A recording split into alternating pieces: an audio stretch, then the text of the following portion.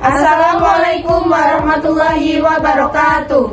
Perkenalkan, kami dari kelompok 3 SIP A dengan mata kuliah Praktikum Biokimia 2. Di sini kami beranggotakan 4 orang. Saya Aulia Fitri Ramadini dengan ujung NIM 070. Dan saya Zati Purwaeni dengan ujung NIM 052.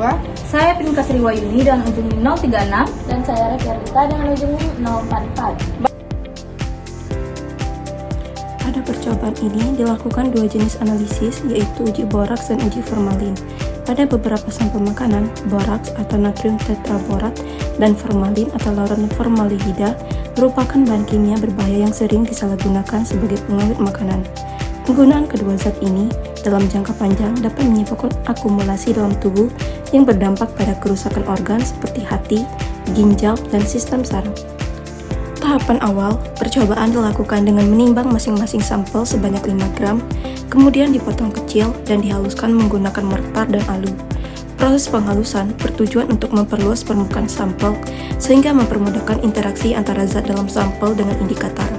Sampel yang telah halus kemudian dimasukkan ke dalam plat penguji dan ditambahkan sedikit air untuk membantu pelarutan komponen kimia yang akan diuji. Selanjutnya, masing-masing sampel ditetesi indikator kubis ungu sebanyak 4-5 tetes dan didiamkan selama lebih kurang 10 menit. Kubis ungu digunakan sebagai indikator karena mengandung senyawa antosianin yang sensitif terhadap perubahan kondisi kimia, terutama pH dan keberadaan senyawa tertentu.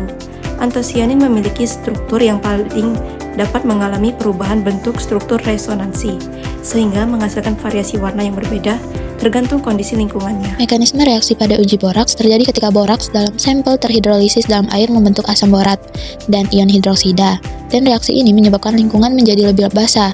Antosianin pada kubis ungu akan mengalami perubahan struktur akibat kondisi basah tersebut, sehingga warna indikator berubah. Perubahan warna ini menjadi indikator adanya boraks, karena antosianin dalam kondisi basah cenderung warna kehijauan hingga kebiruan.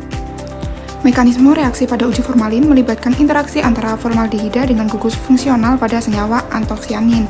Formaldehida bersifat reaktif dan dapat berikatan dengan gugus OH- atau struktur aromatik pada antosianin, sehingga menyebabkan perubahan struktur molekulnya. Selain itu, formalin juga dapat mempengaruhi tingkat keasaman larutan.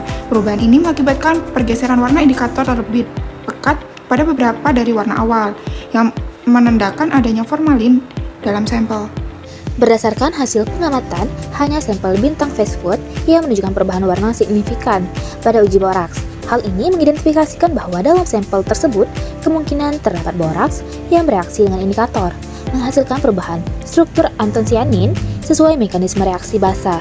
Sementara itu, pada uji formalin tidak ditemukan perubahan warna yang mencolok pada sampel lainnya, sehingga dapat disimpulkan bahwa tidak terdapat kandungan formalin yang terdeteksi.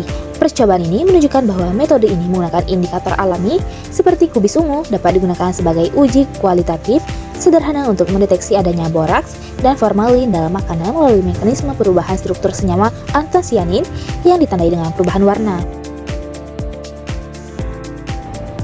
Demikianlah pembahasan dari kelompok kami akhiri. Wassalamualaikum warahmatullahi wabarakatuh.